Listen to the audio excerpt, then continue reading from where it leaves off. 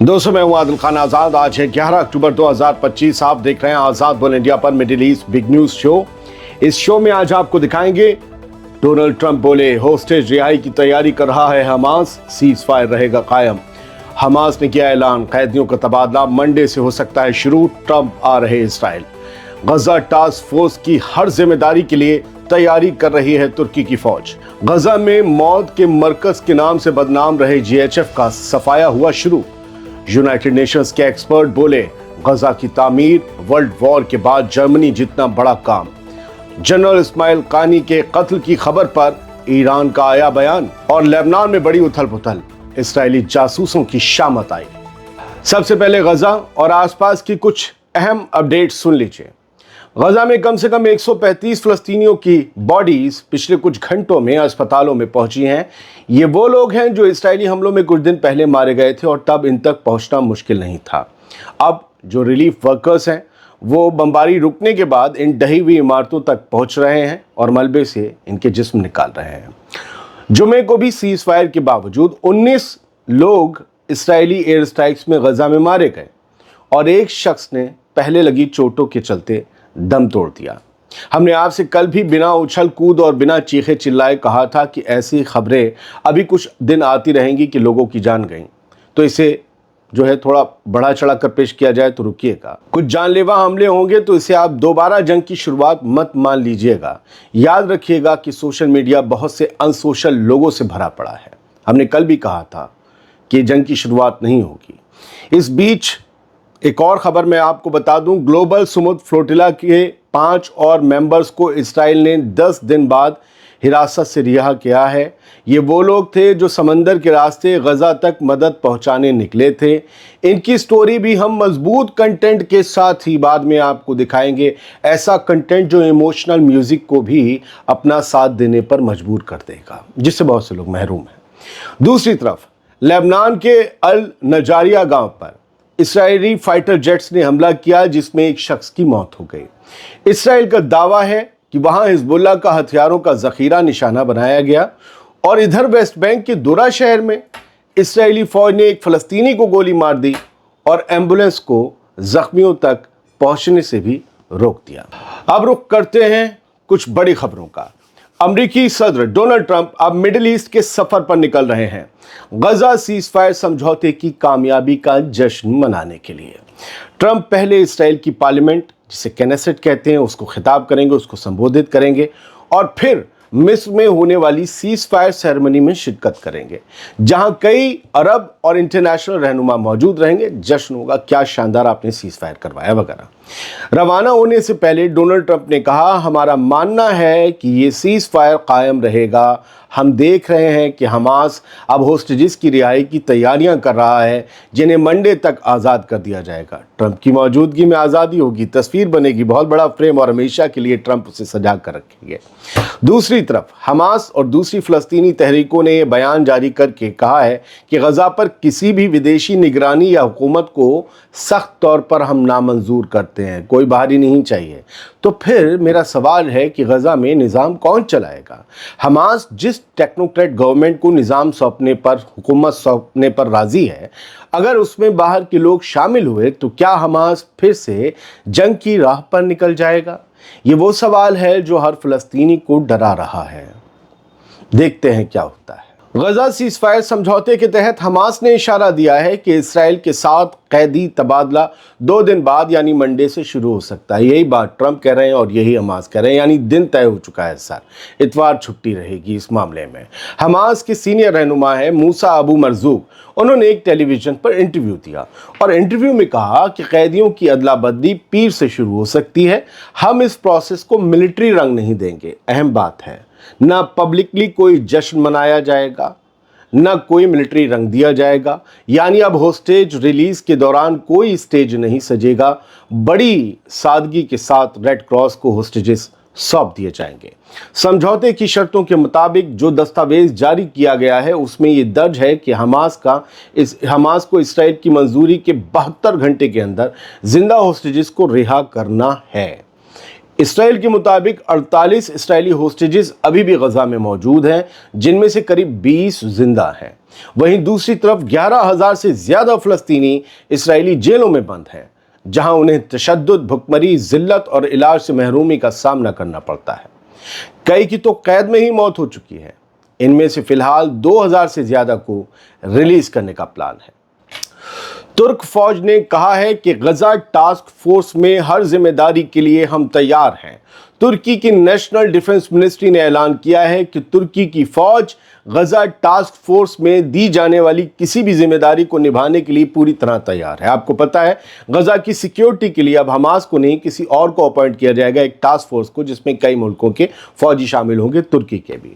Ministry کے ترجمان جیکی اکاتورک نے کہا کہ ترکی کی فورسز پہلے بھی دنیا کے کئی علاقوں میں انٹرنیشنل مشنز کا حصہ رہی ہیں، جہاں ان کا مقصد امن اور سلامتی قائم رکھنا رہا ہے، اور ہم نے وہ کام اچھے سے کیا ہے۔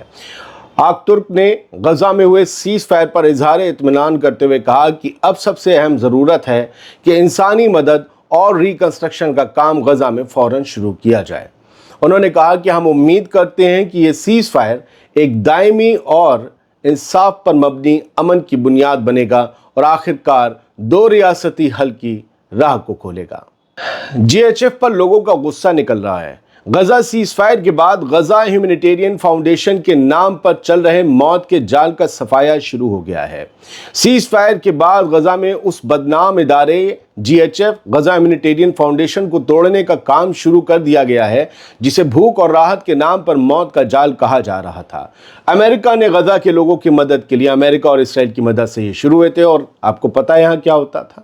یو این کے مطابق 27 مئی 2025 سے 31 جولائی 2025 تک محض 2 مہینے میں ان کے بیچ جی ایچ ایف کے مرکزوں پر کم سے کم 859 فلسطینیوں نے اپنی جان گنوائی۔ یہ سبھی لوگ تب مارے گئے جب وہ مدد حاصل کرنے کے لیے ان سینٹرز پر پہنچے تھے۔ کل ملا کر جی ایچ ایف سائٹس پر 2000 سے زیادہ لوگوں کی موت ہوئی، یعنی اوسطاً ہر دن 26 جانیں صرف مدد، روٹی، راشن پانے کی کوشش میں چلی گئیں، جس کی نگرانی امریکہ اسرائیل کر رہے تھے۔ اب اس سیز فائر کے ساتھ ہی غزہ میں ان موت کے مرکزوں کو ہٹانے کا کام شروع ہو چکا ہے، تاکہ انسانی مدد کے نام پر دوبارہ کسی کی زندگی یوں سستی نہ بن جائے۔ غزہ کی تعمیر ایسی ہے جیسے ورلڈ وار کے بعد جرمنی کو پھر سے بسانا۔ یہ ایک ایسا بیان ہے جو اپنے آپ میں بہت کچھ بیان کر رہا ہے۔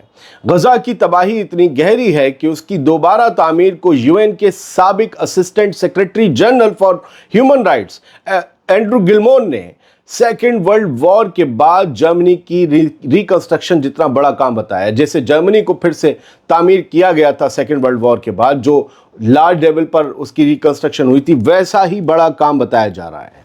گلمون نے کہا کہ اتنے بم کسی ایک چھوٹے سے علاقے پر کبھی نہیں گرے جتنے غزہ پر برسائے گئے۔ ہر یونیورسٹی، ہر اسپتال، ہر کلینک سب ملبہ بنا دیے گئے۔ انہوں نے کہا کہ قریب 5 کروڑ ٹن ملبہ ہٹانا، بنیادی ڈھانچے کو پھر سے کھڑا کرنا اور بے گھر ہوئے لوگوں کو چھت دینا اب دنیا کے سامنے سب سے بڑا امتحان ہے۔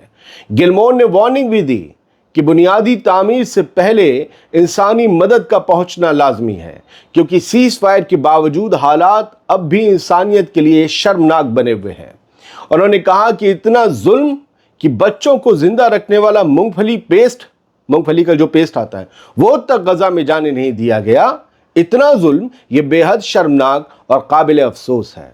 آپ یاد رکھیے، جنگ بند ہو گئی ہے، لیکن ڈائریز کھل گئی ہیں، نوٹ بکس کھل گئی ہیں، درج کیا جائے گا، جو تاریخ بنے گا، کیا ظلم ہوئے ہیں غزہ کے لوگوں کے ساتھ، کیا انہیں ذلتیں دی گئی ہیں، کیا اذیتیں دی گئی ہیں، کس طریقے سے تڑپایا گیا ہے، کس طریقے سے بھوکا رکھا گیا اور کس طریقے سے مارا گیا۔ یہ تاریخ میں لکھا جائے گا، اور یاد رکھیے اب اسے نازی جرمنی کی ہسٹری کے برابر ہی پڑھا جائے گا۔ بڑھتے ہیں آگے، تہران سے بڑی خبر ہے۔ ایران نے قاسم سلیمانی کے بعد والے کمانڈر اسماعیل قانی ان کے قتل کی خبروں پر بیان جاری کیا ہے۔ ایران نے صاف کیا ہے کہ IRGC کی قدس فورس کے سربراہ اسماعیل قانی کے مارے جانے کی خبریں محض ایک جھوٹی افواہ ہیں، اور اس افواہ کے پیچھے اسرائیلی خفیہ ایجنسی موساد سے جڑے سوشل میڈیا اکاؤنٹس ہیں جو یہ افواہ پھیلا رہے ہیں۔ کیوں؟ ذرا سنیے گا, اس کا مقصد بڑا اہم ہے. اسماعیل قانی نے خود کہا کہ زائنی حکومت میری موت کی جھوٹی خبریں اس لیے پھیلا رہی ہیں تاکہ میرے دوستوں کو فکر ہو, وہ مجھے فون کریں, تم زندہ ہو کہ مارے گئے, کیا ہوا, یہ کیسی خبر ہے, وہ مجھے فون کریں, مجھ سے کانٹیکٹ کریں اور اس طرح اسرائیل کو میرا ٹھکانہ پتہ چل جائے. یہ مقصد ہے. ایرانی میڈیا نے یہ بیان جاری کرتے ہوئے کہا کہ جنرل قانی بالکل محفوظ ہیں, بالکل درست, بڑھیا ہیں. یاد رہے دوستو, اس سے پہلے بھی جون میں نیو یارک ٹائمز نے رپورٹ دی تھی کہ اسرائیل ایران جنگ کے 12 دن کی جو جنگ تھی اس کے دوران قانی مارے گئے, مگر بعد میں جاری ویڈیو میں وہ زندہ دکھائی دیے. قانی وہی شخص ہیں جنہوں نے قاسم سلیمانی کی شہادت کے بعد سال 2020 میں قدس فورس کی کمان سنبھالی تھی. 2024 میں لبنان پر ہوئے حملوں کے دوران کچھ وقت کے لیے وہ لاپتہ رہے, مگر بعد میں تہران ایئرپورٹ پر نظر آئے تھے. ان کے بارے میں طرح طرح کی غدار یہ وہ باتیں اڑی تھیں. اب ایک بار پھر انہوں نے کہا ہے, میں زندہ ہوں اور دشمن کی ہر چال ناکام ہو کر رہے گی. لبنان میں اسرائیلی جاسوس بھرے پڑے ہیں اور اب ان اسرائیلی جاسوسوں کی شامت آ گئی ہے. بم دھماکوں اور قتل کی سازش رچنے والے پکڑے گئے ہیں. لبنان کے general directorate of general security نے ایک بڑی کامیابی حاصل کی ہے. ایجنسی نے اسرائیلی حکومت کے لیے کام کرنے والے ایک جاسوسی نیٹ ورک کو بے نقاب کر کے رکھ دیا. ہندی میں کہتے ہیں بھنڈا پھوڑ کر دیا ہے. یہ لبنان میں دھماکوں اور قتل کی سازشیں رچ رہا تھا, یہ پورا نیٹ ورک. آفیشیل بیان کے مطابق, لبنانی حکومت کے آفیشیل بیان کے مطابق, گرفتار لوگوں نے اسرائیل سے سیدھے آرڈرز لے کر اسلامک گروپ پارٹی کے رہنماؤں اور دوسری قومی شخصیات کو نشانہ بنانے کی تیاری کر رکھی تھی. اس سے کیا ہوتا؟ اندر اتھل پتھل مچ جاتی. ایک ملزم نے تو یہ بھی قبولا ہے کہ اس نے پہلے بھی اسلامک گروپ کے لیڈرز پر ہوئے حملوں میں حصہ لیا ہے جن پر پہلے سے اسرائیلی ہاتھ ہونے کا شک تھا. لیکن افسروں نے بتایا, لبنانی افسروں نے, کہ اس بڑے آپریشن کے دوران آرمی اور انٹیلیجنس یونٹس نے ایک ساتھ کئی علاقوں میں چھاپے مارے. درجنوں لوگوں کو پکڑا گیا, اسرائیل کے جاسوسوں کو, جن کے پاس سے کئی گاڑیاں, کمیونیکیشن ڈیوائسز اور جاسوسی اوزار برآمد ہوئے ہیں, ایکوپمنٹس. یہ کارروائی اس وقت ہوئی ہے جب لبنان نے ایک دن پہلے ہی 32 لوگوں کو اسرائیل کے لیے جاسوسی کے الزام میں گرفتار کیا تھا, اور اب درجنوں 32 کے بعد درجنوں اور پکڑ لیے ہیں. اور وہ جو 32 پکڑے تھے ان پر حزب اللہ کے افسروں اور ٹھکانوں پر حملہ کرنے میں مدد دینے کا الزام تھا. بتایا گیا تھا وہ 32 لوگ حزب اللہ کی ہر حرکت کی اطلاع اسرائیل کو دے رہے تھے, اور اسی بنا پر, اسی اطلاع کی بنا پر اسرائیل ڈھونڈ ڈھونڈ کر حزب اللہ کے لوگوں پر ڈرون اٹیکس اب بھی کر رہا تھا سیز فائر کے بعد. تو فی الحال یہ تھیں کچھ خبریں جو آپ کے سامنے رکھ دیں. تھوڑا دیر سے آیا, معافی چاہتا ہوں, سکون کی نیند سویا تھا, اس کی وجہ بھی تھی, آپ بھی سوئے ہوں گے. ٹھیک ہے, بہت بہت شکریہ. سلامت رہیے, خوش رہیے, سالڈ کنٹینٹ دیتا رہوں گا.